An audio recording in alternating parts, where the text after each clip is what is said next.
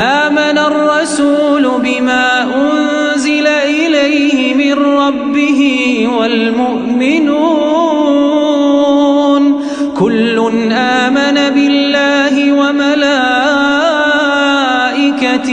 وكتبه ورسله لا نفرق بين أحد من رسله وقالوا سمعنا وأطعنا غفرانك ربنا وإليك المصير.